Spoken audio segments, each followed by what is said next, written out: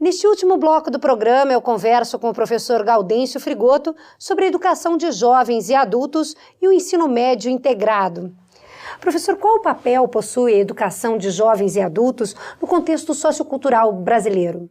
Olha, essa é uma grande conquista na mentalidade e na cidadania brasileira. Eu acho que a partir da Constituinte, a ideia dos direitos sociais e direitos subjetivos ganharam um grande destaque. Por isso que hoje nós vemos a sociedade se mobilizando, tanto os portadores de necessidades especiais, quanto aqueles que foram penalizados por essa história de apartheid social, que não tiveram no tempo adequado o direito de terem a escolaridade formal. Então, há uma mobilização da sociedade, de movimentos sociais e digamos, governos mesmo, no sentido de dar esse direito àqueles que não tiveram. Então, eu acho que esse é um avanço da sociedade brasileira. É evidente que alguns estados estão andando mais, outros menos, alguns municípios mais, alguns menos, mas é um papel, primeiramente, de direito do cidadão, mas também tem um retorno do ponto de vista da cidadania e do próprio mundo da produção e do trabalho. Este adulto que vai fazer o nível médio ou completar o ensino fundamental, ele vai ter muito mais facilidade de aprender outras linguagens, da informática, mas não só, e também ir se aperfeiçoando ao longo da vida na ocupação dele ou em outras ocupações. Para além disso, pode dar a este jovem adulto uma mobilidade um pouco maior. Hoje, um grande problema é quando alguém, aos 35, 40 anos, perde o emprego, especialmente as profissões que não sejam profissões de nível superior, né?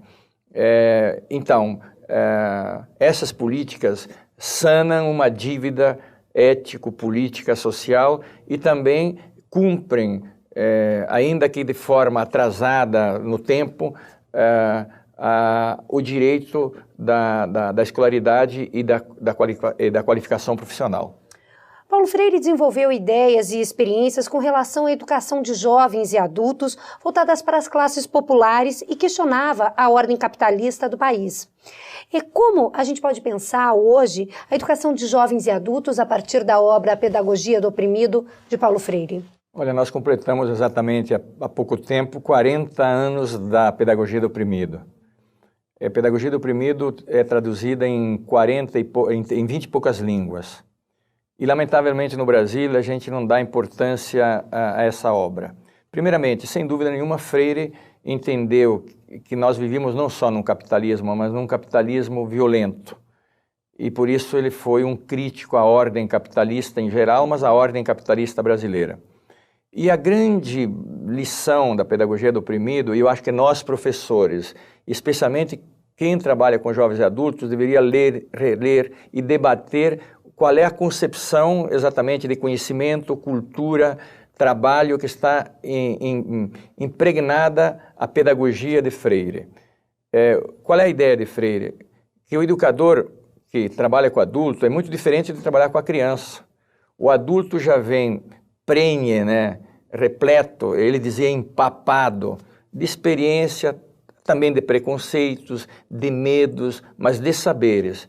E o nosso primeiro papel é centrado nesses sujeitos, tentar entender qual é a sua cultura, o que ele sabe. Porque a partir do que ele sabe muito às vezes. A partir do que ele sabe, nós podemos desenvolver os aspectos mais técnicos, mais específicos, mais, digamos, vinculados verticalmente nas ciências específicas. Então, este é um ponto crucial do ProEja. Se nós, professores, infantilizamos um adulto, ele vai rir da gente e vai se sentir ridículo. Não tem também o menor sentido para ele. Não tem o menor sentido. E também a avaliação que nós vamos fazer. Aí, a avaliação nós temos que incorporar o conhecimento. Às vezes, a pessoa, já na experiência da vida, ele pode ensinar o professor naquela atividade que ele praticou durante 20, 15 anos. Processo de troca também. Exato. Por isso, Freire articulava a escola, aos ciclos culturais, às palavras-chave, à vida. Então, a mensagem de Freire na Pedagogia do Oprimido, primeiramente, do ponto de vista do conhecimento, da centralidade dos sujeitos, o seu conhecimento e a partir daí desenvolver. Do ponto de vista da cidadania, ajudar a ler o mundo. ajudar a participar das decisões políticas, sociais, do destino da sua sociedade. Então, esta é a grande centralidade da obra de Freire e uma atualidade crucial para quem hoje trabalha nas políticas públicas de jovens e adultos. Como pensar a educação de jovens e adultos, a educação básica e profissional? Por isso que isso tem que ser fruto de uma política articulada. O município, o Estado e a nação deveriam ter um regime de colaboração. Isso está previsto na própria legislação. De sorte que nós pudéssemos fazer um projeto e um plano nacional de educação que, de fato, ao longo do tempo, pudesse dar a todos os direitos à educação básica, de sorte que a educação profissional fosse pós-média e nós não precisássemos, a médio prazo, ter adultos que não tiveram a escolaridade no seu tempo adequado. Mas até que chegamos lá, o desafio é como não apartar essas coisas. Então, a ideia de uma educação profissional e de jovens e adultos integrada a uma educação básica é o esforço exatamente de elevação da escolaridade. Por isso, hoje, os jovens adultos de nível médio, não só o fundamental. E uma educação de jovens e adultos não apenas de pulverizar, mas de chegar no núcleo do conhecimento, dar direito ao conhecimento. Esta é uma tarefa que não é simples. E por isso que exige de nós, professores, preparo e muita organização, e do Estado exige políticas públicas, financiamento. Educação de qualidade não é barato e nós queremos fazer educação de qualidade com pouco recurso. É uma sociedade que não incorporou ainda a ideia de que se quer qualidade de educação, que se quer qualidade de cidadania, se quer também um capitalismo até competitivo, ela tem que investir muito mais pesado na educação. E como que esse processo acontece hoje no Paraná? Olha, eu acompanho o debate e eu acompanho também assessorando no Paraná em vários momentos da história do Paraná. Eu não tenho dúvida, já disse isso publicamente, que o Paraná tem hoje talvez a política educacional mais orgânica do ponto de vista da educação básica, fundamental e média, e também a política de formação docente. O PDE é uma excelente experiência com todos, digamos, as lacunas que possa ter, mas eu acho que é a experiência mais avançada. Eu não diria a mesma coisa no ensino superior, que é um outro capítulo, mas nós não estamos tratando disso. No ensino fundamental, eu acho que existe um esforço, por exemplo, dessa integração do ensino médio integrado e agora ensino médio integrado, educação de jovens e adultos, é o que tem a política mais organizada. Eu não encontro outro, e essa é uma questão empírica. Não vivo aqui, mas acompanho. O estado do Espírito Santo tinha também um começo muito similar, mas de um modo geral, até por dificuldades políticas. Disse anteriormente que nós temos governo e não temos Estado. Então, muitas vezes, começa uma política do governo federal com um Estado que vai bem, mas muda o governo federal ou muda o governo do Estado, quebra com tudo.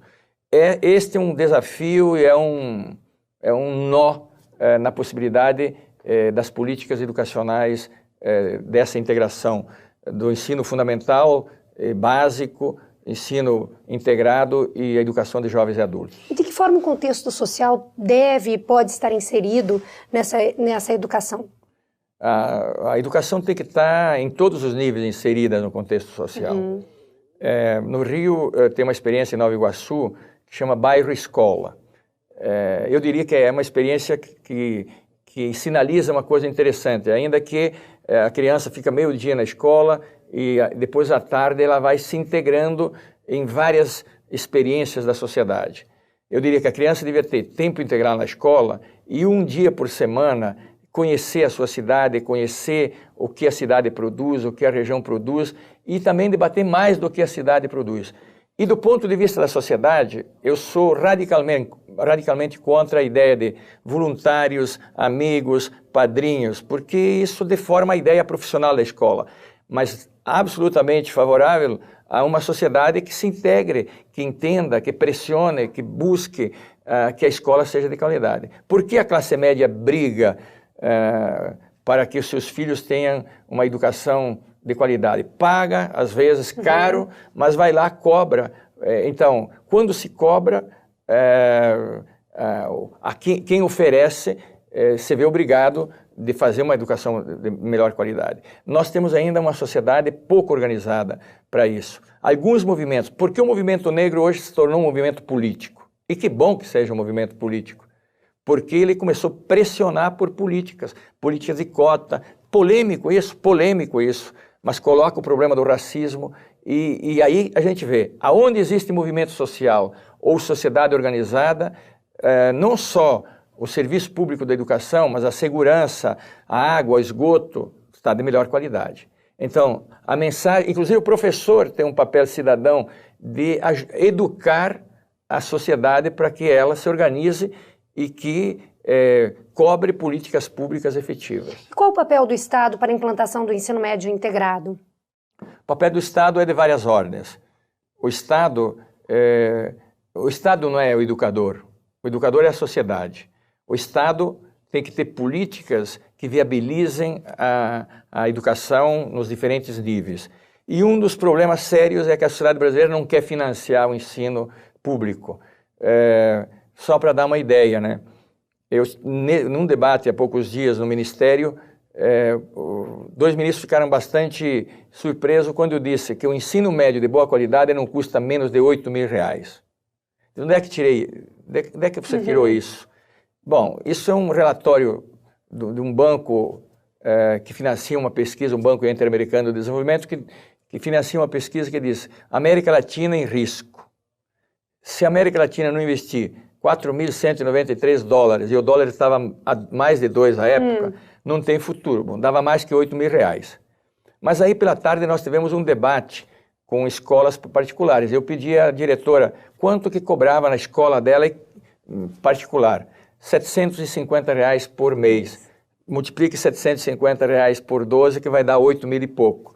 E se a gente perguntar ao ministro, ao deputado, ao governador, ao vereador, ou a gente que tem filho na escola privada para ver quanto gasta por ano. É 8, 9, 10 mil reais aluno ano. Pois bem, o Fundeb vai alcançar R$1.000 aluno ano.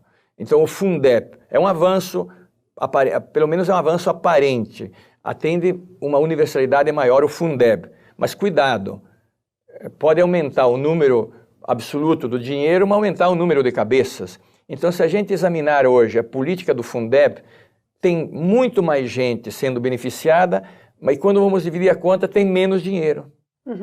Então, aparentemente aumentou, mas é a mesma coisa que dentro de casa você tinha uma porção de comida para 5 pessoas. Agora você democratiza, em vez de 5 pessoas, tem 20, mas mantém a mesma, ou só aumenta para 10 a comida, vai ter menos comida para todos. Então, analisando bem o Fundeb, ele é positivo porque ele amplia para a educação infantil, excelente, para a educação de nível médio. Mas cuidado, o Estado, a nação tem que investir muito mais, senão nós vamos mutilar, vamos dar menos para mais. E qual o papel da escola nesse processo de implantação do ensino integrado? Se falou muito aqui no Paraná, também no Brasil, de projeto político-pedagógico da escola. A escola é a célula, uma célula tem que estar integrada a uma região, tem que estar integrada ao Estado, tem que estar integrada à lei nacional. Então a escola, ela tem o seu papel de ponta. É lá que o aluno vai. Ele não vai nem no Palácio do Governo, nem na Câmara dos Deputados, e ele está lá na escola.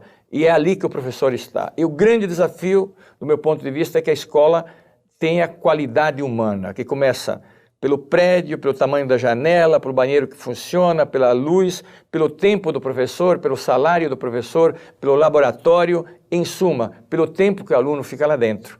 Eu estou exatamente traduzindo, e vou acabar no feriado de escrever isso.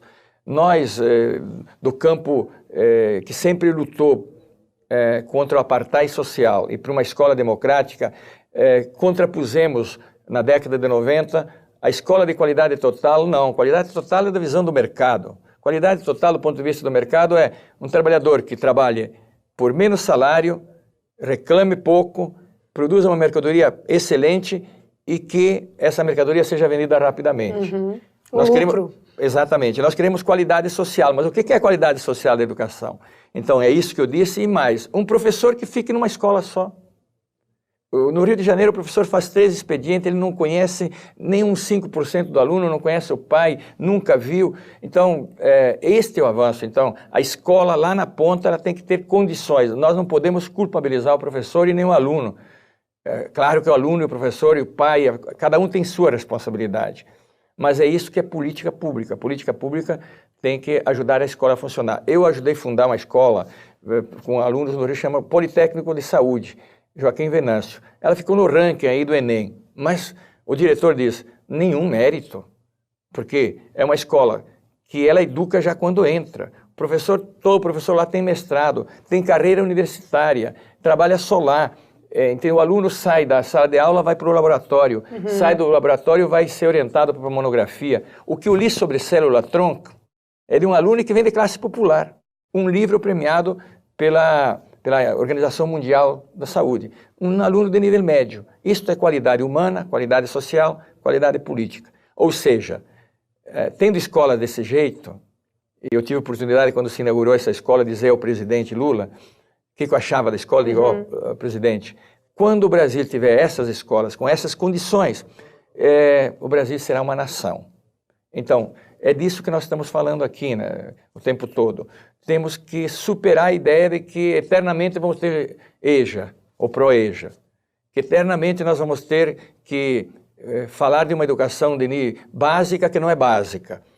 Mas esse caminhar nós estamos andando. Eu acho que, inclusive, esse tipo de discussão, de debate, a interlocução com os professores, a cobrança a quem se deva cobrar, ajuda o país a andar. E como diz o italiano, et pur la barca va. Diz, todavia o barco está andando. Professor, muito obrigada por essa entrevista. Obrigado a vocês, é um prazer e espero que agregue algo àquilo que está se fazendo nesse pedaço de Brasil. Muito obrigada. O Nós da Educação termina aqui. A educação deve objetivar uma formação que dê conta da complexidade da vida, pois é na aprendizagem daquilo que é mais humano que o ser desenvolve as características da ação, da crítica e da criação. Até o próximo programa.